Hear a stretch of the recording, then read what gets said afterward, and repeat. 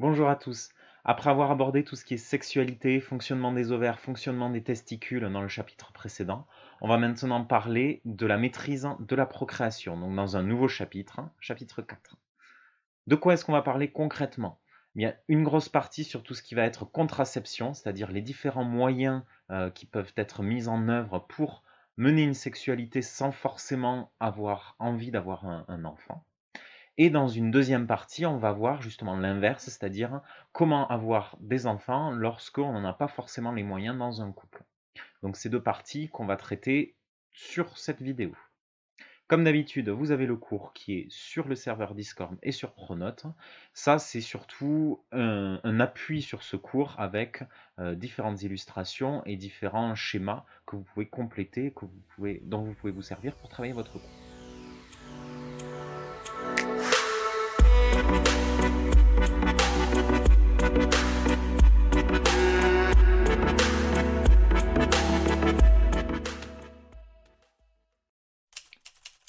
Donc, première partie de ce chapitre 4, le complexe hypothalamo-hypophysaire.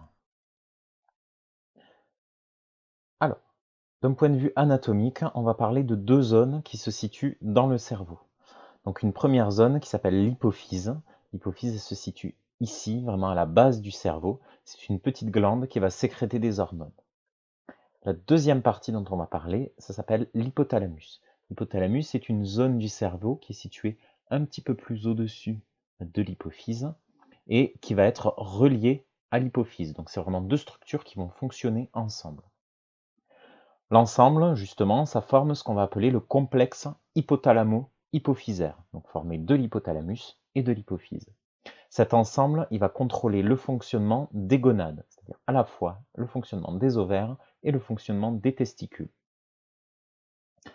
Donc ça, c'était vraiment la partie anatomique. Maintenant, comment est-ce que ça se passe d'un point de vue hormonal? Si on regarde au niveau du cerveau, on a donc ce complexe hypothalamo-hypophysaire, donc formé de l'hypothalamus et de l'hypophyse. Je vous ai dit que ce complexe agissait sur les ovaires et sur les testicules.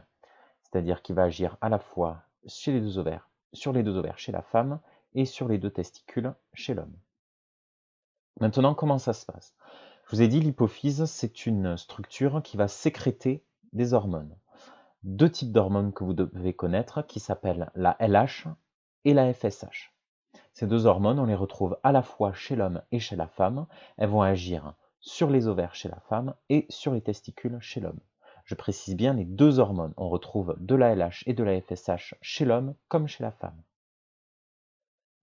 Il y a une troisième hormone qui va être sécrétée par l'hypothalamus et qui va agir sur l'hypophyse. Cette hormone, elle s'appelle la GnRH. Qu'est-ce qui se passe? En fait, l'hypothalamus va sécréter de la GnRH. Cette GnRH va agir sur l'hypophyse et ça va enclencher la sécrétion par l'hypophyse de plus de LH et de plus de FSH qui vont à leur tour agir sur les ovaires et sur les testicules. Donc c'est un fonctionnement un petit peu complexe. C'est d'autant plus complexe que, ça vous ne devez pas le savoir, mais vous avez les ovaires et les testicules qui vont aussi agir en retour sur le complexe hypothalamo-hypophysaire pour générer plus ou moins de GnRH. Bon, retenez surtout qu'il y a trois hormones qui sont en jeu. La GnRH sécrétée par l'hypothalamus qui va agir sur l'hypophyse et l'hypophyse qui, en réponse, va sécréter de la LH et de la FSH qui, eux, vont agir sur les ovaires et sur les testicules. Qu'est-ce que ça peut avoir comme conséquence? Par exemple, chez la femme, si on s'intéresse à ce qui se passe chez la femme, donc ici, sur ce graphique, vous avez en abscisse les jours du cycle féminin. Donc je vous rappelle qu'il s'agit d'un cycle d'environ 28 jours. Et on a les taux de FSH et le taux de LH. Vous voyez que le taux de LH, il est particulièrement important au niveau du 14e jour.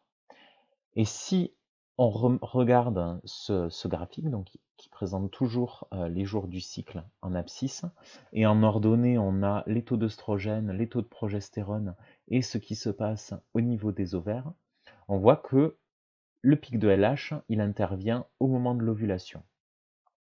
En effet, ces hormones, elles vont agir sur le cycle de la femme au niveau des ovaires. C'est-à-dire que la FSH va principalement agir sur les follicules en formation et la LH va générer l'ovulation. C'est-à-dire que le pic de LH enclenche l'ovulation. S'il n'y a pas de pic de LH, il n'y a pas d'ovulation. Retenez bien ça, c'est particulièrement important pour la suite. C'est vraiment la LH qui va agir sur l'ovulation. Et c'est un pic de LH qui va provoquer l'ovulation chez la femme.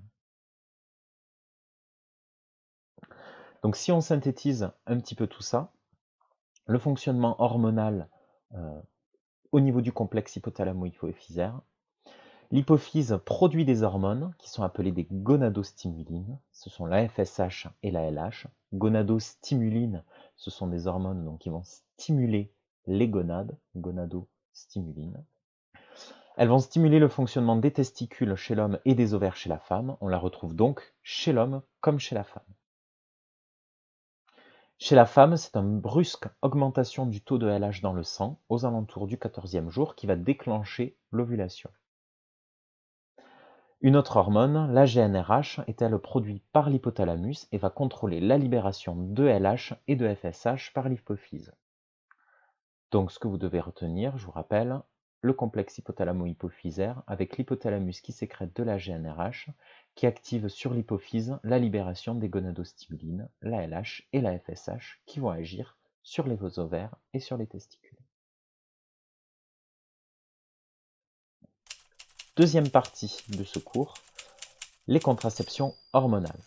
On va voir plusieurs types de contraception. Pour le moment, on va s'intéresser aux contraceptions hormonales. Première chose, qu'est-ce qu'on entend par contraception? La contraception, c'est vraiment le fait d'éviter d'avoir un enfant, donc de procréer, tout en ayant une activité sexuelle. Ce qu'on appelle, première partie, ce qu'on va appeler la contraception hormonale régulière féminine, donc ce que vous appelez communément la pilule. Petit rappel, le pic de LH provoque l'ovulation chez la femme, c'est ce qu'on vient de voir. Si on s'intéresse à ce graphique que vous avez trouvé dans votre livre, ce graphique représente le taux sanguin en LH en fonction du temps. Et qu'est-ce qui va se passer? On va à un moment perfuser en continu de la progestérone et des oestrogènes. Je vous rappelle, progestérone et oestrogènes, ce sont les hormones ovariennes, donc les hormones qui sont sécrétées par les ovaires. Qu'est-ce qui se passe au moment où on a une perfusion continue de progestérone et d'œstrogène? On voit que la LH a tendance à diminuer. Donc qu'est-ce qui se passe si on perfuse en continu de la progestérone et des œstrogènes à une femme? Son taux de LH diminue. Or, c'est un pic de LH qui va provoquer l'ovulation chez la femme. Donc, en faisant une perfusion continue de progestérone et d'œstrogène, on est capable d'empêcher le pic de LH et donc d'empêcher l'ovulation chez la femme. Et une femme qui n'ovule pas, c'est une femme qui ne libère pas ses ovules et donc qui ne va pas pouvoir se reproduire. Donc, si on répète, le pic de LH provoque l'ovulation chez la femme. Or, un taux élevé d'hormones ovariennes, œstrogènes et progestérone, a pour effet de supprimer ce pic de LH et donc d'empêcher l'ovulation. La pilule va fonctionner selon ce principe, c'est-à-dire qu'on va faire prendre régulièrement des hormones de synthèse qui vont avoir une structure proche de celle des hormones ovariennes et qui vont agir comme un leurre sur le complexe hypothalamo-hypophysaire pour empêcher ce pic de LH. Je parle bien d'hormones de synthèse, c'est-à-dire que la pilule ne contient pas d'œstrogène, la pilule ne contient pas de progestérone. En revanche, elle contient des hormones de synthèse qui ont une structure proche. Par exemple, ici, vous pouvez voir la structure de l'œstradiol, donc qui est un œstrogène naturel sécrété par les femmes. Et ici, vous avez une molécule présente dans les pilules, donc qui s'appelle l'éthinylestradiol, qui va avoir finalement un fonctionnement similaire à celui de l'œstradiol. Donc si on synthétise, dans une pilule, qu'est-ce qu'il y a? Il y a des composés qui vont agir comme les hormones ovariennes. Ces hormones vont empêcher le pic de LH et vont donc empêcher l'ovulation chez la femme. On est donc sur un contraceptif. On empêche l'ovulation. Il ne peut pas, donc pas y avoir de reproduction.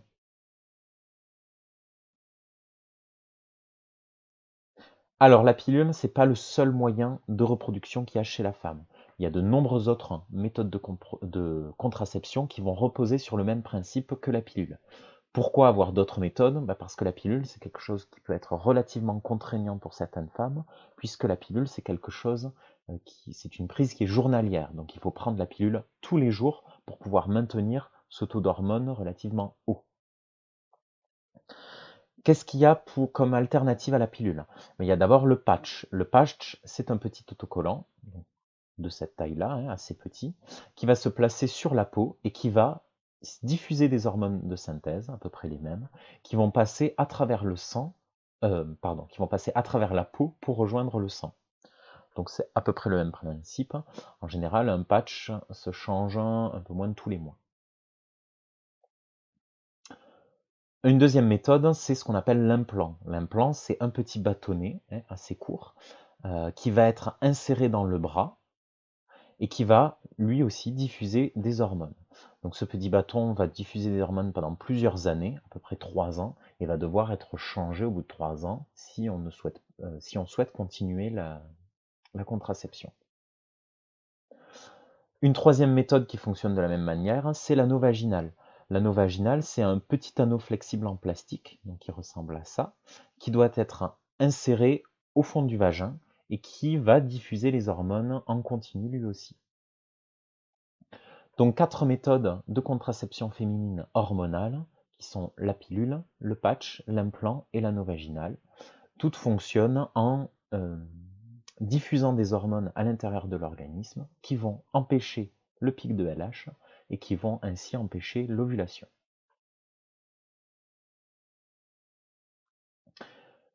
Petit 3, bientôt une contraception hormonale pour hommes. Effectivement, si ça marche chez la femme, on a vu que le fonctionnement était à peu près similaire chez l'homme, donc pourquoi est-ce que ça ne fonctionnerait pas chez l'homme? Et il y a des tests qui sont en cours pour avoir justement une pilule pour homme, c'est-à-dire une hormone qui va agir sur la sécrétion des hormones de l'hypophyse afin que les testicules ne produisent plus de spermatozoïdes. Donc jusqu'à présent, des tests sont en cours. Il n'y a rien qui est encore vraiment sur le marché, mais il y a des tests en cours. Il existe à l'heure actuelle une seule contraception hormonale masculine qui consiste à faire des injections d'une molécule proche de la testostérone, donc qui s'appelle l'énanthate de testostérone. Alors cependant, c'est une méthode qui est assez peu utilisée car elle n'est pas très pratique. Ça consiste à faire des injections avec une seringue tous les jours. Et c'est aussi une méthode qui n'est pas toujours efficace chez tous les hommes. Donc pour le moment, elle est utilisée, mais assez peu en France.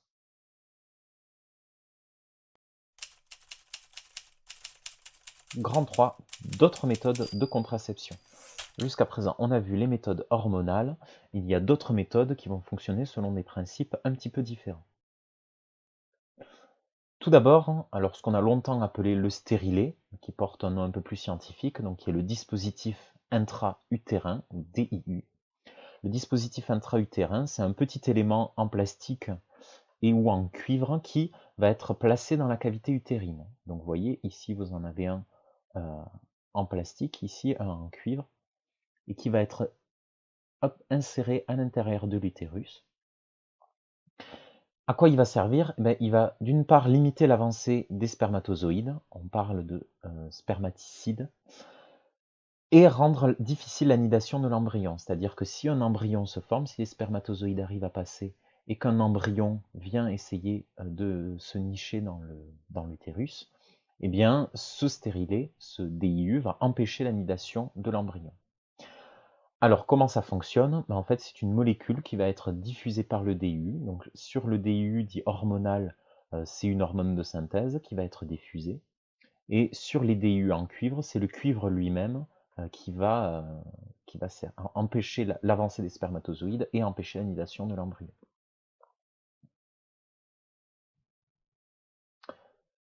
Deuxième moyen de contraception que vous connaissez bien, qui est le préservatif. Alors le préservatif masculin, qui vient se mettre sur le pénis, que vous connaissez sans doute, Et un autre préservatif qui est souvent un peu moins connu, qui est le préservatif féminin, donc qui vient s'insérer à l'intérieur du vagin. Donc ces deux types de contraceptifs, ce sont les seuls qui agissent comme une barrière physique, c'est-à-dire qui empêchent la rencontre euh, des deux, euh, des deux gamètes en formant une barrière physique. C'est-à-dire qu'en gros, ça va retenir le sperme et donc retenir les spermatozoïdes et éviter qu'ils ne soient en contact avec la femme. Alors, si c'est une barrière physique, ils permettent d'une part d'empêcher la rencontre des gamètes, mais c'est aussi une barrière pour de nombreux agents pathogènes qui vont être responsables d'infections sexuellement transmissibles, les fameuses IST. Alors, ces IST, d'après votre devoir maison, j'ai vu que vous en connaissiez de très nombreuses, on va en reparler au cours d'un autre chapitre, notamment le sida, donc le virus du sida qui s'appelle le VIH, et qui peut être retenu par les préservatifs. J'insiste là-dessus, le préservatif, c'est le seul moyen de contraception qui empêche de transmettre le VIH, mais aussi d'autres IST. Alors, on entend beaucoup de choses sur les préservatifs, notamment tout un tas d'allergies supposées au latex, certaines matières qui sont faites par les préservatifs.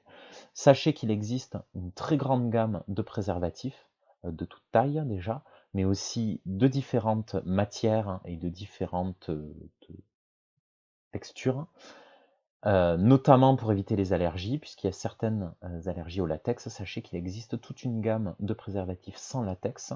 Donc ceux qui vous disent que les préservatifs provoquent des allergies, essayez pour savoir si vous êtes allergique et essayez différentes matières pour savoir pour avoir déjà évité certaines allergies, mais aussi avoir un maximum de sensations avec ces préservatifs.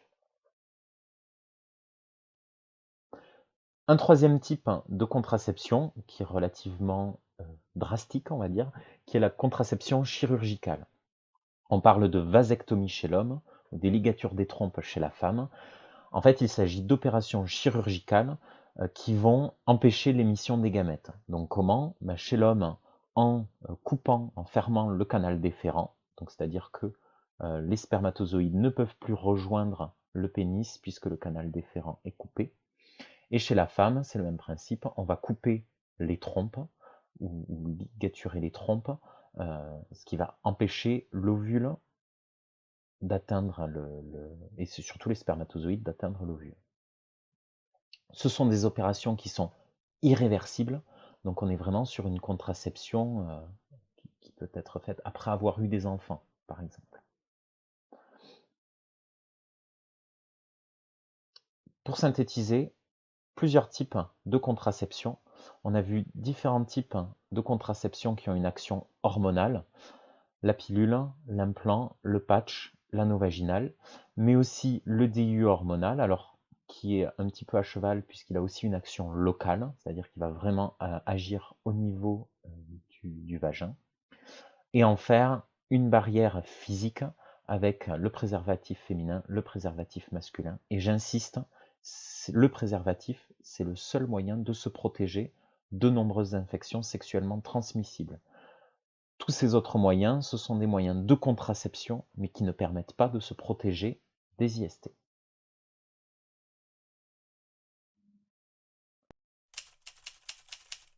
Quatrième partie, les dispositifs d'urgence et l'interruption volontaire de grossesse. On est vraiment là, plus tellement dans la partie contraception, on est dans la partie après. En urgence, qu'est-ce qui se passe?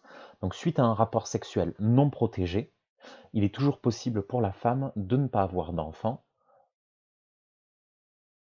Une première solution, ça va être la contraception hormonale d'urgence, ce qu'on appelle aussi la pilule du lendemain. C'est-à-dire que jusqu'à 5 jours après le rapport, donc ça va dépendre des produits, donc 3 à 5 jours, ce dispositif va bloquer ou retarder l'ovulation et peut aussi empêcher le passage des spermatozoïdes. Donc ce sont divers médicaments qui vont retarder l'ovulation ou bloquer cette ovulation et éventuellement aussi empêcher le passage des spermatozoïdes dans les trompes. Alors, attention, j'insiste, il s'agit d'un dispositif d'urgence. Ce n'est pas une méthode de contraception régulière. Et j'insiste là-dessus. Pourquoi? Parce que déjà, elle n'est pas systématiquement efficace. Prendre la pilule du lendemain, chez certaines femmes, ça ne marche pas et il y a quand même une grossesse qui arrive ensuite. Mais il y a une deuxième raison, c'est-à-dire que c'est un dosage qui est particulièrement élevé en hormones et qui peut fortement perturber le fonctionnement hormonal et provoquer des effets secondaires indésirables. Donc prendre la pilule du lendemain, ce n'est pas quelque chose d'anodin pour votre corps. Une seconde solution, ça va être la pose d'un dispositif intra-utérin dans les 5 jours après le rapport. Pourquoi est-ce que ça marche? Je vous ai dit, le DU, qu'est-ce qu'il fait? Il empêche les spermatozoïdes de progresser à l'intérieur des trompes, mais il empêche aussi l'anidation de l'embryon. Donc si un DU est placé à l'intérieur de la cavité vaginale dans les 5 jours après le rapport, il est possible que ça empêche notamment l'anidation d'un éventuel embryon. Donc ça peut être vu comme une solution de dispositif d'urgence. Une troisième solution, plus radicale, ça va être ce qu'on appelle l'interruption volontaire de grossesse, ou IVG. Donc l'IVG, elle est légale en France depuis 1975, donc vous savez qu'il y a eu un combat énorme là-dessus pour légaliser l'IVG. Et depuis, il est possible en France d'interrompre une grossesse jusqu'à 12 semaines. Alors, la méthode qui est principalement pratiquée en France, c'est la méthode médicamenteuse, on dit l'IVG médicamenteuse. Ça consiste en la prise donc d'un ou deux médicaments et donc qui vont empêcher l'embryon de se développer. Alors ça va dépendre, mais à un certain moment ce sera plus possible et on va procéder à une IVG qui va être chirurgicale. Dans les deux cas, procéder à une IVG, c'est pas quelque chose d'anodin. C'est votre corps, c'est votre choix, c'est votre droit, bien sûr, mais pensez que ce n'est pas quelque chose d'anodin. C'est-à-dire que ça peut avoir des conséquences sanitaires, bien sûr, sur votre santé. C'est-à-dire que la prise de ces médicaments, comme pour tout ce qui est pilule et pilule du lendemain, c'est quelque chose qui n'est pas forcément anodin sur votre corps. Ça peut aussi avoir des conséquences psychologiques qui ne sont pas anodines. Donc, dans les deux cas, consultez un médecin, consultez un gynécologue et qui éventuellement peut aussi vous prescrire un suivi psychologique si vous choisissez l'IVG. J'insiste là-dessus, toutes ces solutions, ce sont bien sûr des solutions d'urgence. Ce ne sont pas des solutions qui peuvent être réalisées régulièrement.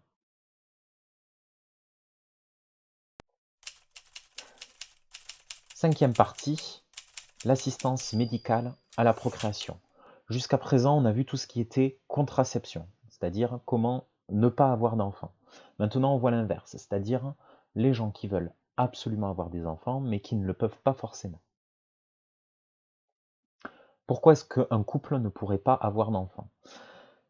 Ben, il y a de nombreux couples, effectivement, qui ont des difficultés à procréer, et il y a de nombreuses raisons pour ça. On va parler d'infertilité si un couple ne parvient pas à concevoir un enfant pendant une période de 2 ans, malgré des rapports sexuels fréquents et une absence de contraception.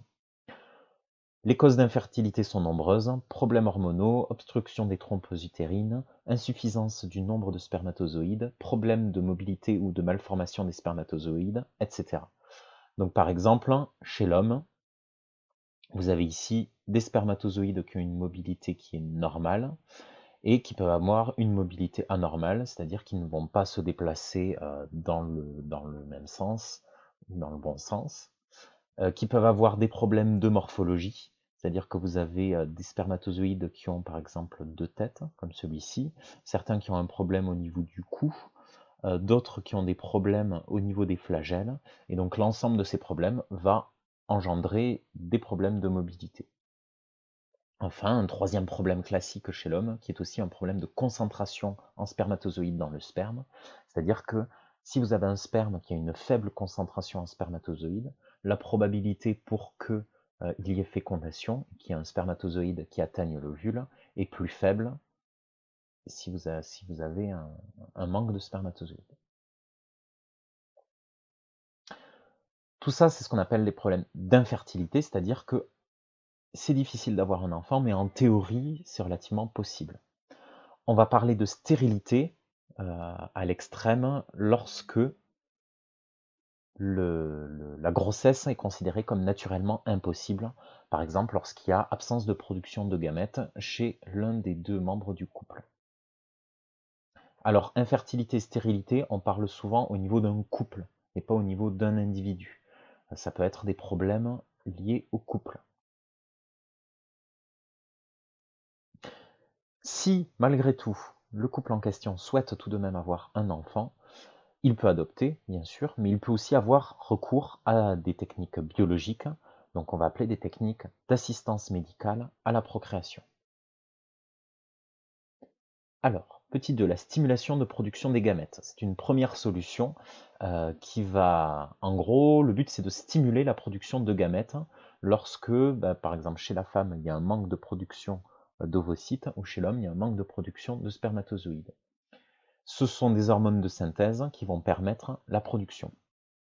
Donc, par exemple, chez l'homme, si un homme produit peu de spermatozoïdes, on peut, grâce à certaines hormones, stimuler leur production pour augmenter les chances de fécondation. De même, chez la femme qui a du mal à ovuler, une stimulation hormonale va pouvoir l'aider à produire des ovocytes. Donc, par exemple, ici, vous voyez, il s'agit donc d'une représentation de l'ovaire de la femme, et ce qu'on voit en sombre, ce sont des follicules. Donc, on a stimulé la production, le développement de plusieurs follicules pour qu'ils émettent des ovocytes.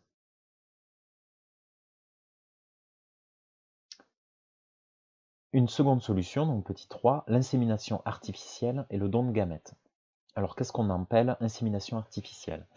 Ça consiste à placer des spermatozoïdes préparés directement dans l'utérus de la future mère. C'est-à-dire que du sperme va être collecté, les spermatozoïdes vont être traités et vont être insérés directement dans l'utérus de la future mère. Ça va se faire dans des conditions contrôlées, c'est-à-dire que l'ovulation de la femme va être contrôlée par des hormones afin d'optimiser les chances de succès. Donc en gros, on contrôle par des hormones l'ovulation chez la femme et on contrôle le taux de spermatozoïdes et la qualité des spermatozoïdes du sperme de l'homme. Les spermatozoïdes, ils peuvent être issus du conjoint, mais ils peuvent être aussi issus du don de sperme. C'est-à-dire que en France, on a le droit de faire un don de sperme, mais aussi un don d'ovule. Ces dons sont gratuits et anonymes, et le sperme, par exemple, peut être conservé à une température de moins 196 degrés pendant 10 ans. Donc, il existe pour cela des banques de sperme qui vont conserver les dons de certaines personnes. Il faut savoir qu'en France, environ 6000 naissances par an sont issues de l'insémination artificielle, dont 6% via un don de sperme. Donc c'est quand même une pratique qui est assez utilisée en France et qui fonctionne assez bien. Une dernière méthode, c'est ce qu'on appelle la fécondation in vitro et transfert d'embryons. En gros, pour contourner l'infertilité ou la stérilité, on va réaliser une fécondation in vitro. C'est-à-dire qu'on va prélever les gamètes chez la femme et chez l'homme, où il y a un don, donc c'est-à-dire qu'on va avoir les ovules et les spermatozoïdes à l'extérieur d'un corps humain, et on va procéder à la fécondation à l'extérieur du corps humain, c'est-à-dire en laboratoire. Donc par exemple ici, vous avez une technique qui est utilisée, où on vient, vous voyez, injecter via une pipette un spermatozoïde à l'intérieur d'un ovule. Une fois que cette fécondation est réalisée, donc on obtient un ou en général plusieurs embryons, et ces embryons vont être réinjectés directement dans la cavité utérine de la femme. Donc deux étapes, une première étape de fécondation in vitro, une deuxième étape de transfert d'embryons. Alors c'est une technique qui est utilisée en France, qui n'est pas toujours efficace, je crois qu'il y a à peu près 20% d'efficacité. Pour augmenter les chances, en général, il n'y a pas un seul embryon qui est injecté, il y en a deux, et les autres embryons qui sont réalisés sont congelés en attendant euh, un éventuel test de retransfert d'embryon à l'intérieur de l'utérus de la femme. Donc la fécondation in vitro, c'est une dernière méthode d'assistance à la procréation.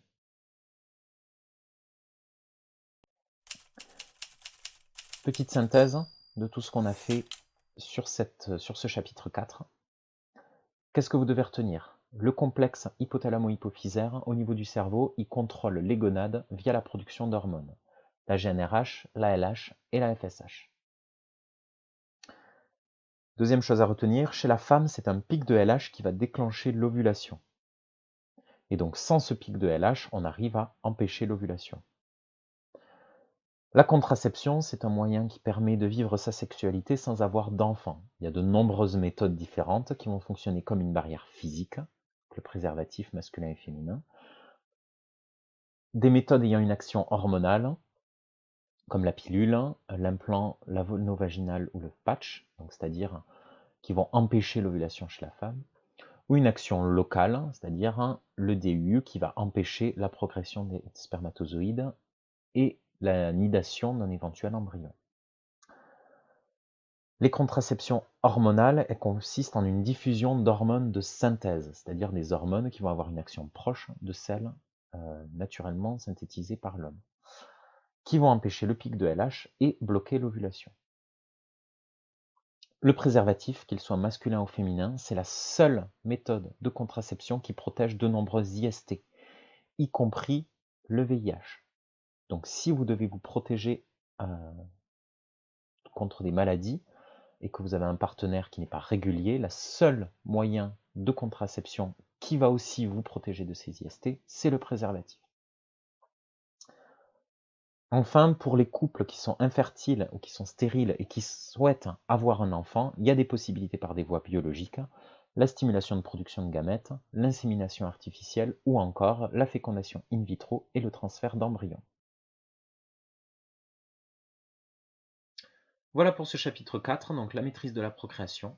Je vous l'accorde, c'était quelque chose d'assez dense, mais en même temps vous aviez déjà travaillé là-dessus, donc que ce soit au collège, mais aussi la semaine dernière, puisque je vous avais demandé de lire les pages du livre qui sont consacrées à ce chapitre. N'hésitez pas à y retourner, ou à y aller pour la première fois. Il y a vraiment des informations complémentaires à ce que je vous dis ici.